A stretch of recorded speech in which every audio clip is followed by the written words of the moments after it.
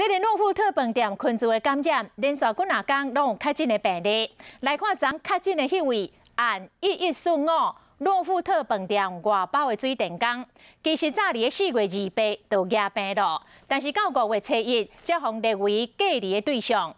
这个期间，伊有去过诊所来看病，恐惊已经将做社区防疫的破口。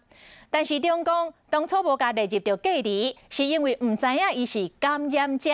第一阶段先来清空到现场，了后才开始来回头找这个感染源。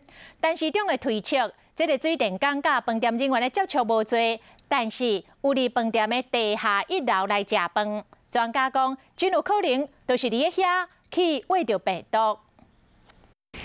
华航技术为着新冠病毒到诺富特饭店集体感染。上新的确诊个案1145，外包商的水电工感染源不明，加上指挥中心讲，这个水电工甲这个饭店人员根本就无接触过。施工的地方大部分都是工作的人员哈，那我们有知道说他们可能有在B one的地方在供餐。专家嘛讲，想要找感染源无遐简单，要过做伙食饭，确实是一个真可能感染原因。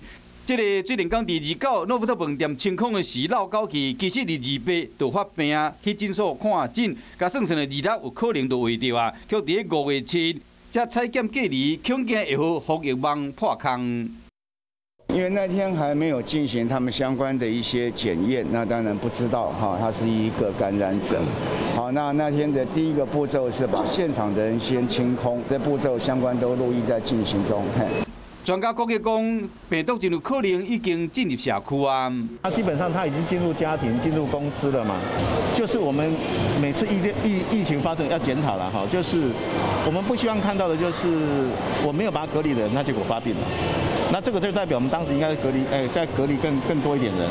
那这个人其实是有被框，可是他没有被框为最危险，所以他就没有马上被隔离。专家讲，即摆华航技术去为着新冠病毒，加上饭店的集体感染，风险比同病院搁较悬。而且确诊的人去过北台湾真侪所在，咱乡亲伫这段时间防疫的动作，真正就要做确信。